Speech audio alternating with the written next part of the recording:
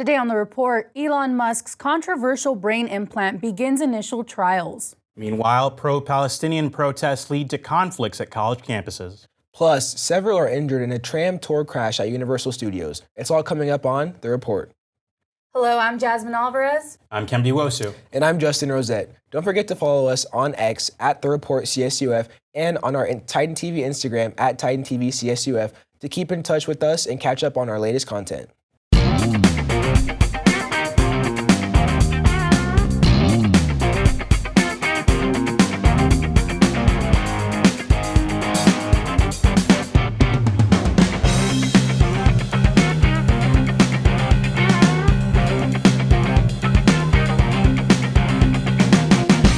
Elon Musk's Neuralink has found its first patient, Noah Arbaugh, who went under the knife earlier this year and is recovering well.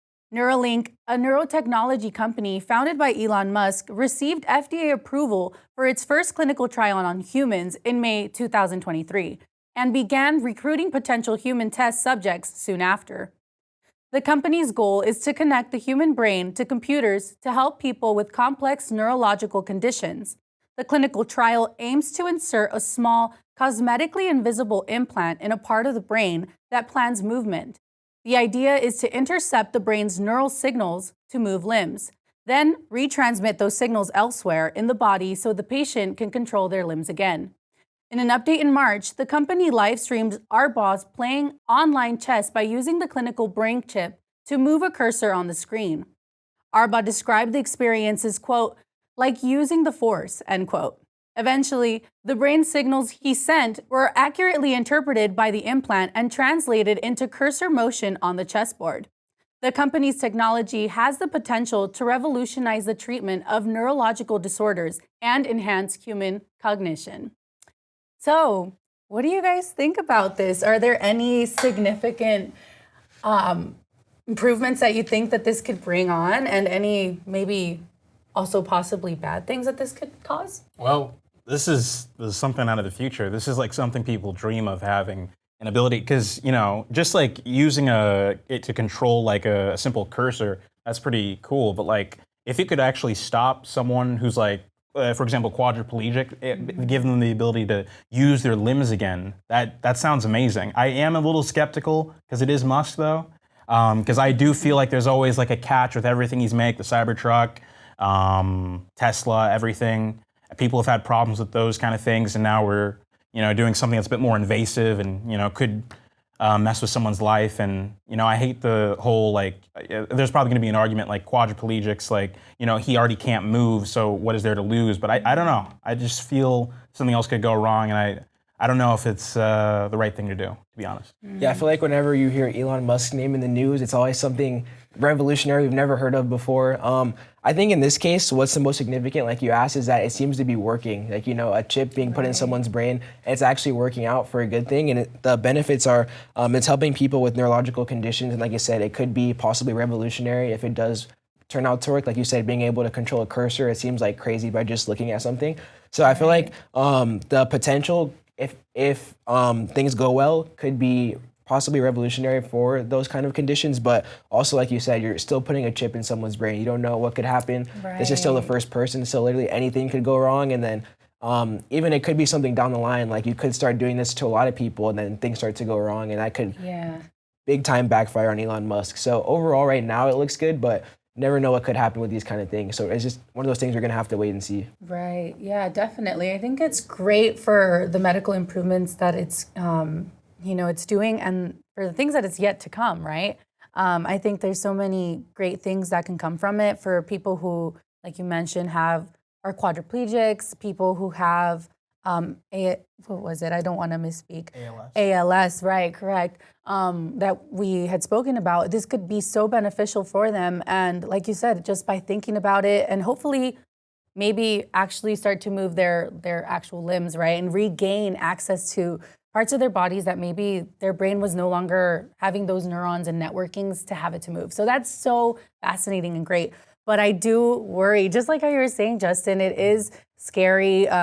Who's to say that they don't put it in other, you know, brains that don't necessarily need to have that function, you know, where we can actually move And, we were talking about earlier, it sounds like a scene out of Black Mirror or something like that. So it's definitely what comes to mind. I don't mean to be drastic, but it's definitely, it makes you wonder, and you're like, okay, well, what could go wrong? Because you have to look at it both ways, definitely. Yeah, it definitely speaks to this new era of technology and AI and everything that's going on. And like everything seems cool until something happens. Like, I forget exactly how many Cybertrucks it was, but the Cybertrucks finally came out recently and they all got recalled like last week. So it's like things can go wrong and they will go wrong in a lot of cases. So with this, hopefully nothing too bad goes wrong, but we're just gonna have to wait and see. Right, we're only in the human clinical trials so far, so we're gonna have to wait and see, but definitely. What do you guys think about in terms of the ethics behind it? If, this does come to fruition, what ethical considerations should we keep in mind? And, how can we also ensure that these innovations are being held like responsibly? I do think there is like a bit of like taking advantage of certain people. I know if I became a quadriplegic, that I would want nothing more than to be able to just like move my limbs again. So I'd probably just like accept any method, whatever the cost, whatever like it may like lead to, if there's a chance. So I feel like he's sort of like preying on the weak in that sort of case. So. Yeah. I think keeping the key, like you said, is probably keeping very tight restrictions, making sure people who only really need these chips are getting them. If it does seem to be able to work in the future, I think seems like one of those things that someone would like to steal and like, experiment with or like do something crazy with. You have to make sure that not everyone can get their hand, because this is very dangerous. Putting a chip in someone's head, that could be very dangerous to people. So make sure there's very tight restrictions on it. In terms of the ethics, I think, like you said, if like quadriplegic people that really like need it or like want to be able to move their limbs again and things like that, I think that's something that could be done, but it shouldn't be a super widely available thing, in my opinion. Definitely. I have to agree with both of your guys' opinions. Spot on. The ongoing conflict between Israel and Palestine has created tension within the U.S. As a result, many have taken their stance in the form of protest. One such protest was held this past Wednesday at USC's campus, which led to almost 100 arrests for trespassing. Furthermore, USC restricted access to the campus Thursday morning following the protests. Similarly, the protest at Emerson College led to 108 arrests, while the protest at UT Austin had at least 50 arrests. With so many colleges following suit, it came as no surprise when officials also made arrests at Columbia University, which included Isra Hirus, the daughter of Democratic Congresswoman Ilhan Omar. Encampment at the Ivy League institution, much like other universities, was in violation of the school's safety policies. This ultimately led to the written consent from the city permitting officials to remove the encampment. In solidarity with other universities, UCLA set up its own encampment on Thursday. Their makeshift wooden fence displayed pro-Palestinian signs. Ultimately, they were also given a deadline to disperse their encampment. So what do the protesters want?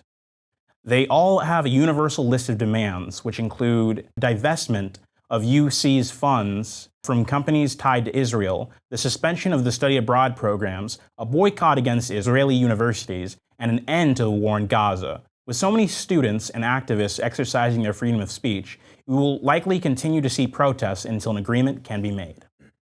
So what are you guys' opinions on this? Where do you stand on the whole free speech, being able to like protest and like say whatever you want? Because, this is America, the First Amendment, freedom of speech. How do you feel about the pro-Palestinian protests currently? I think it's very important that college students are able to share their voices and do these kinds of things like protest, because a lot of college students have very strong and passionate feelings about the war and in terms of supporting Palestine.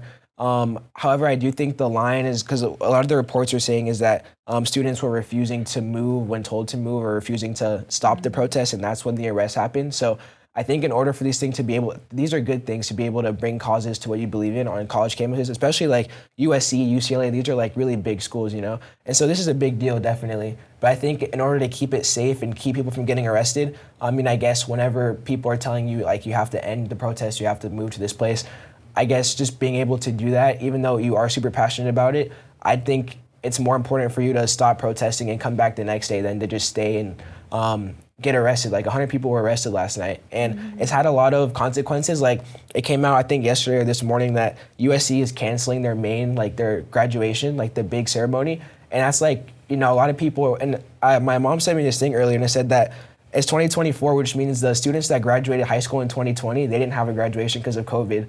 So now those same high school students aren't going to have one this year because of these rallies. And so that's definitely, I feel for those students, but at the same time, I think it's more important to be able to protest like peacefully and not have that turn into a situation where people are getting arrested, even though they are feeling very passionate about these kind of things. But yeah, that's how I feel about it. Definitely. I have to agree with you. A lot of the points that you said were so valid and so good. I think it is good for especially college students to be able to exercise their opinions, to also be able to learn how to do it in a productive way, be able to voice when they don't agree with something, because that's something that might happen in our work settings, in our lives, not just at work, at home. We need to learn how to be able to disagree on things, but disagree on it peacefully. And, I have to agree with you definitely with, once someone of higher authority, whether that's, the, if that's the police or whatever it is, if they're, asking you, it's time for you to move or, leave, or the protest is now ending, I do think it's essential that we follow orders, that we follow the law.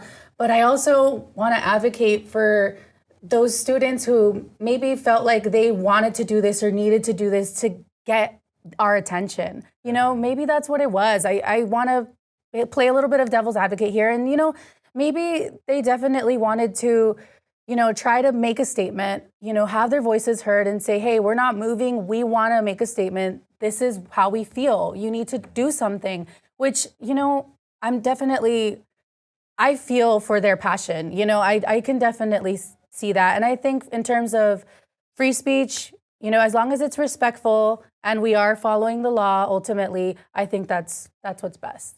Yeah, I agree with what you said. I think in a lot of cases when you do feel so passionately about something, in a lot of cases to these people, they could have family members in Palestine or be Palestinian themselves. So a lot of people feel like it is worth it. Like, I don't mind if I get arrested, because it's something I believe so strongly in. So I do feel for those students who are being arrested, but like you said, a lot of them, it's probably, they understand that that's what comes with that. But yeah.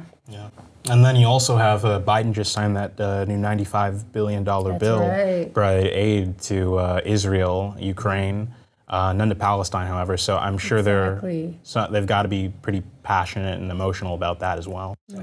There's definitely tension and heat rising, I feel. And whether it's warranted or not, I think just definitely we should try and keep the peace where we can. If the fight is to keep peace, end the war, let's maintain that here as well. If that is the goal, let's keep the peace. Let's try, unfortunately, to, if we have to, shut down early, whatever it is, abide by the law, and keep yourself safe. That's the most important thing. Keep yourself safe, keep your family safe, look out for each other. Definitely. Yeah. 15 people were injured at the Universal Studios tram ride this past Saturday, April 20th. The emergency crew was called at around 9 p.m. and were directed toward the studio backlot attraction, where the tram car towards the end of the tram had struck a metal guardrail. The maneuver caused the car to tilt, leading some passengers to fall out. The tram cars can hold over 100 people and will travel at low speeds around 10 miles per hour. It is not known exactly how many parkgoers were in the tram at the time of the incident, but a passenger had estimated that the tram had reached speeds up to 20 to 25 miles per hour. The cause of the accident is still under investigation. Universal Studios released a statement that claimed that the injuries sustained by the victims were minor. However, one family from Marietta claims that the incident was downplayed and has since hired attorney Stephen Dillon to represent them. Dillon stated that the injuries sustained by the family were by no means minor if they had to be transported to the hospital for further aid. In addition, one of the adults in the family showed signs of bleeding from her brain after her head hit the plexiglass frame on the tram. The family claims that they do not plan to sue Universal Studios, but that they do hope their representatives will address the issue appropriately and do the right thing. CHP is the leading agency in the investigation, but has not released any of its findings thus far. Nonetheless, the studio tram will continue to operate with the modified route and will reinforce its standard safety protocols.